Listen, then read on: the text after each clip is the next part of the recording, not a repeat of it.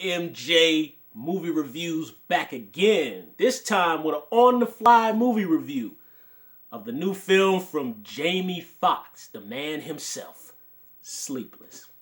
Well, Sleepless. Of course, let's do the RMJ movie review rewind. Like I digress, like always. I remember Jamie Foxx way back from when I first saw him on In Living Color. When I was probably about, I believe I might have been maybe 9 or 10 years old. I think maybe I might have been 10 when Jamie came. Maybe I was 9 or 10 when Jamie Foxx came onto the show. So I'm a long time Jamie Foxx fan. I know him way back when he did a horrible film with Vivica Fox called, I think Vivica Fox was in that one, called Held Up, which came from a string of really terrible playing at the theater in the smallest theater, one movie showtime a day, string of black films that came out during the late 90s, kind of really more late 90s, 97, 98, 99, along with the Master P No Limit films and Snoop Dogg, Murder Was the Case, and just all those horrible films. And of course, Booty Call, which he did with Tommy Davis and another In Living Color alumni. So I know Jamie Foxx way back, even when he did a couple episodes of Def Comedy Jam. Some of y'all might know about that. It used to air on HBO back in the 90s. So I've known Jamie Foxx his entire career, and he has grown into become a very strong actor. I'm a fan of most of Jamie Foxx kind of recent dramatic works. I'm a big fan of Any Given Sunday. I know there's some people who really hate that film, some people who kind of think it's okay, and some people I really like. And I thought Jamie Foxx, that was kind of the beginning. People always say Ray, but I really think Any Given Sunday was really his first turn that started this kind of ball rolling. I even like a little bit of some of his performance in Miami Vice. I'm actually going to do a review on that film later on. But either way, Sleepless. I had never heard of this film before. And when I saw the previews, I was like, Jamie Foxx, he delivers most of the time outside of, way back when, Held Up, Stealth, maybe a couple of other ones that were kind of some misses. But most of the time lately, he's been delivering. I even like, what's the movie called? Law Abiding Citizen. I mean, sleazy pot boiler, but I like that film. So Sleepless, it was okay. It was good. I enjoyed it. I didn't expect anything from it because I'm a long enough movie fan that I realize that films that come out in January, most of the time are just trash. They're not good anyway. This is the dumping season month. Everybody knows that who's hardcore movie geeks. So, when I saw the previews, I was just kind of like, Jamie Foxx is kind of doing an extension of kind of his Miami Vice persona with the cop and the sunglasses and, kind of doing his Jamie Foxx walk when he does his arms like this. I can't explain it, but Jamie Foxx kind of does this thing where his arms kind of go like this when he walks. And I was kind of like, okay, cool. I'm on board, with the crisp hairline. I'm like, all right, the goatee, cool. Sign me up. I'm on board. And, it was good. It was good. With my girl from True Detective season 1 was in it. Season 1 is in it too. And Gone Baby Gone. Michelle I can't say her last name. Michelle Monaghan, I think is her name. I love her. I just love her. I think she's a really good actress. She's in the film, and the one guy who played the bad guy in Walk Among the Tombstones, the Liam Neeson movie. As soon as I saw him, I already knew where the plot was going. Matter of fact, let's just be honest. This is predictable, straight to DVD.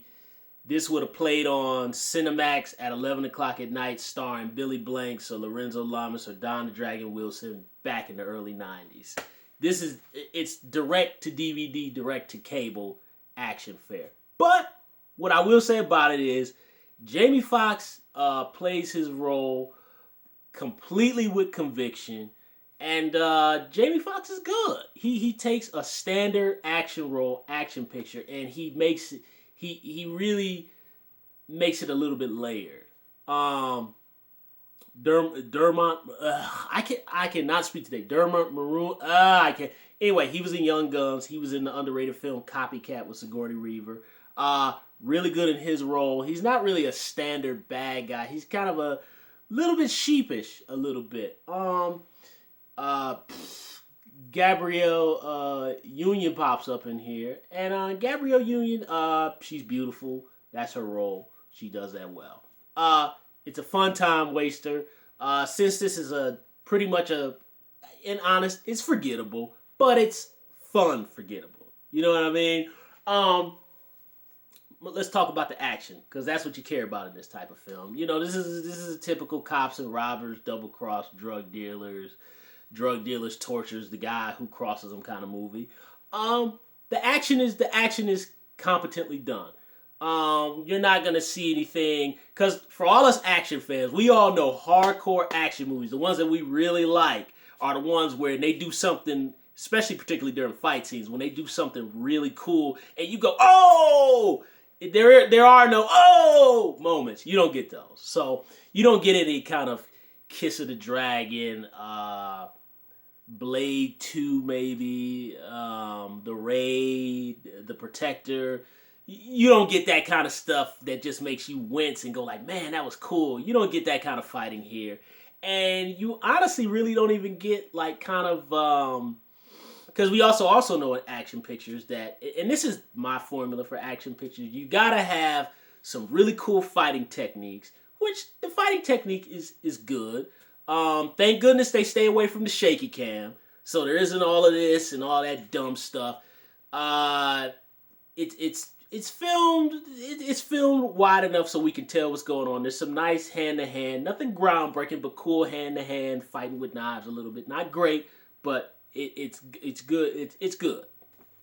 The one issue is, and they do this sometimes in action films. I really wish they took away so they didn't do the shaky cam, but there's another technique in action films that I really hate, and it's the one where I heard it on a commentary. I think I heard it from the Hills Have Eyes remake commentary, particularly during those fight scenes at the end where Doug is fighting Lizard, and the frames are kind of. I think it's Alexander A just said the frames. I think it's that the frames are slowed down. The rate of filming is slowed down, so it gives them this weird kind of sped up kind of look where they go, and I hate that when they do that in action films. I just don't like the way it looks. I'm okay, like, if we're talking about a simple scene, like maybe like somebody does like a cartwheel or something and pulls a lever. Okay, cool. Or they catch something, cool. But when you got something where it's like these broken down fight techniques and moves and people are body slamming each other, bring the camera back and just let it play. Let it play out. You don't have to heighten it. Let it play. I just don't understand why the directors of today have to direct action films with the shaky cam and with the slowed down rate of frames on the film. I just don't understand why they have to do it. And I understand they want to put their own touch to it and give it their own life. But damn, I even digressing. I'll give you an example. Like when Leon and Sylvester Stallone fight in Cliffhanger. We're really more Leon beats up Sylvester Stallone in Cliffhanger.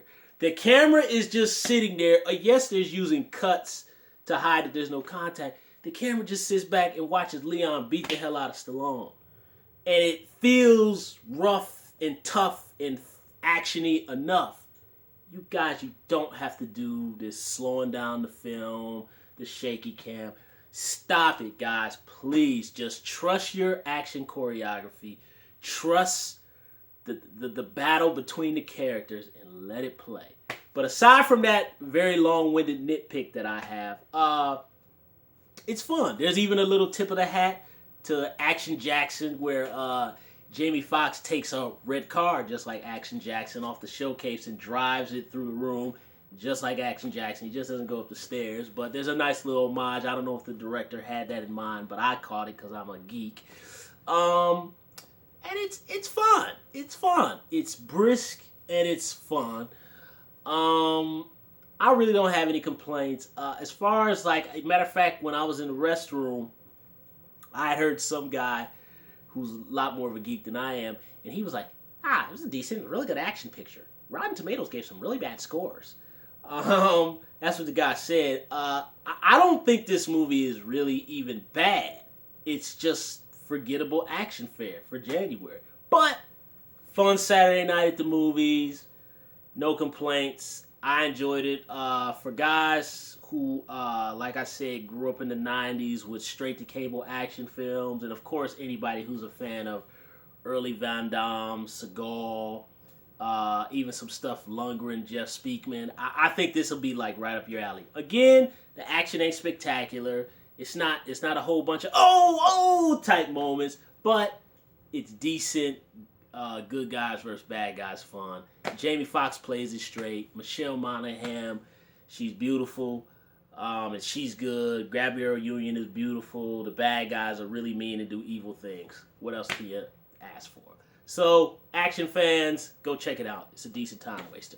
Thumbs up the video, subscribe to the channel, and share the video. And leave comments down below about what you think of Jamie Foxx, early Jamie Foxx, later Jamie Foxx, dramatic Jamie Foxx, Michelle Monaghan, Gabrielle Union, and how pretty they both are, and Sleepless, T.I.,